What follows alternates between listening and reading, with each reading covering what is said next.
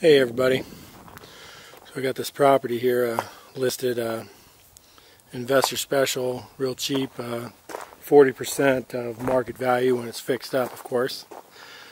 There's the garage over there. I just wanted to tell you what can happen. I put this property on the market, 10 agents after it right away with their clients in and out of the property, and my clients, investors, bought it. They were going to flip it, but they decided they just want to get rid of it because they got too many projects running at once. Then I show up and this is on the door. Hopefully you can read that. Down at the bottom it says permits required for furnace and water heater.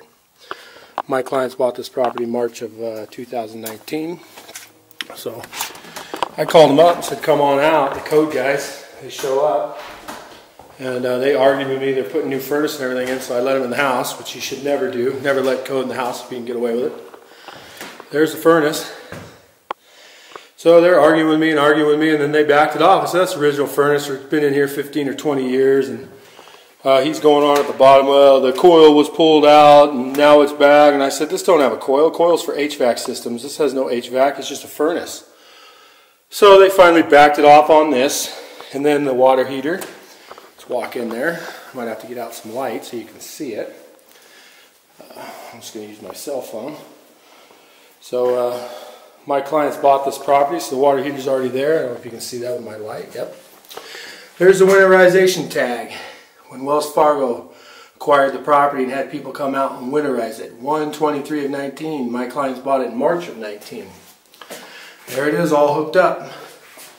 They're going on and on. Well, the water heater was outside, blah, blah, blah. So I don't think so. And so then they start scouring the house, looking for other stuff. My clients did do this drywall. Said the walls were all kicked in. It was really bad. And the code guys admitted nope, they didn't need permits for the drywall. So they come into this bedroom here and they're like, I know these plugs weren't here. They added these plugs. This light switch, plug there, plug right over there, plug right there, and a plug right there. Oh, those weren't there. I can prove it. I got pictures. Apparently they've been watching this property for a long time or something. So they said electrical permit has to be filed. They want to cut a hole in the wall by each outlet, 1 foot up, to ensure that the Romax is strapped to the studs for safety measure, and they'll sign it off. $100 for the permit. Buy a licensed electrician, come out here, cut holes. Hopefully the Romax is strapped, they'll sign it off. Then they come over here. There's another water heater over here. I tried not showing it to them, but they saw it anyway. So they come in here at this water heater. Oh, that thing's brand new. It's brand new. You can tell by looking at it. Blah, blah, blah, blah. And I'm like, no, I don't think so. There's the winterization tag. My clients didn't put the water heater in. Blah, blah, blah. Nope, that one's new. So they say it needs a new drip pan that drains outside. And outside, the emergency overflow already flows outside, but they're going on how it needs to be within 6 inches of the ground. So I'll show you. So a permit needs to be filed, and it needs to be done that way. So I'll show you outside. Permit filed, $100, licensed plumber, and then done. Here's the bathroom. Anyway, this is listed at 40% market value. I had 4 offers on it within 2 days. Accepted one, they backed out. They might have had something to do with this red tax showing up, going down the county and causing problems, or what, I don't know.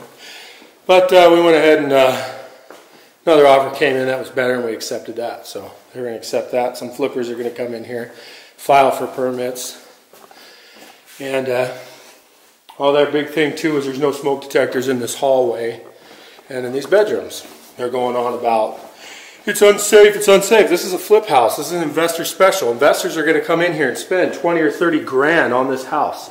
People are not going to live in here until it's done and remodeled.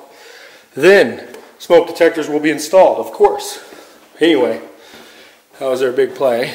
So let's go outside. Oh, there's another bedroom. I'll show you guys that.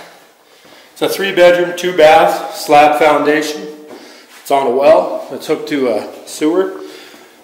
Oregon law, we're going to do a well test. Have to have the water tested, a chemical test done on it for a couple of arsenic and something else. No big deal. So you come outside. It's got a nice big garage, but it's dirt floor, but it needs work. But that inside is pretty big. Come around out here. That's where the water heater pressure relief is relieving off there. And they said that has to be extended within 6 inches of the ground, which could be done in 10 minutes. You glue a piece of PVC to it, stand it down within 6 inches of the ground for scalding in case a kid got back there. I understand. So they don't get scalded if the water heater emergency popped off. There's the well. There's the pressure tank. It's all been winterized. That's our only issue.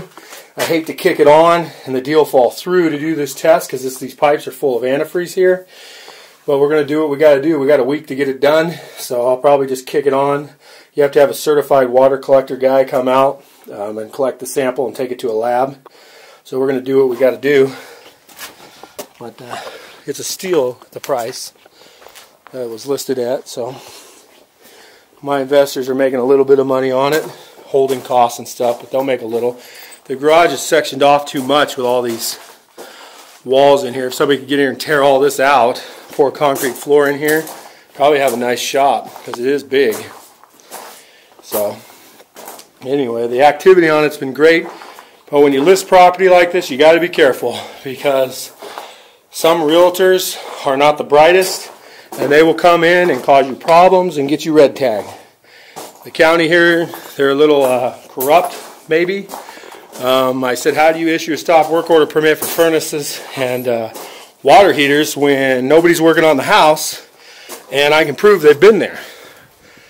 You know, they started saying that other water heater was new, but then I'm looking at it right now, I see a date of 2015 on it. It's 19. Granted, somebody else installed it without a permit, but you know, there's got to be a grandfathered in clause on something, you know, when you don't catch them in time. Well, my clients didn't do it. Here's a tag on this water heater. I don't know if you can read it.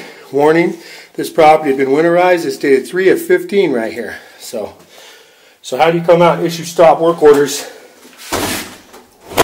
But then one of the code guys was telling me, here's a bathroom here. Hold on, bear with me.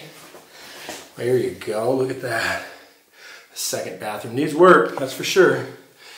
So one of the code guys that come out was saying that he was interested in purchasing the property. And I don't like that talk either. That sounds like corruption to me. So anyway, here's like another door entrance. So, but yeah, this property's already tied up in escrow. 3-week deal, cash. Let's hope it closes. I mean, look at that furnace. For a second they tried saying, oh, let me throw some light on that too. They tried saying, oh, they put a used furnace in here. I'm like, no.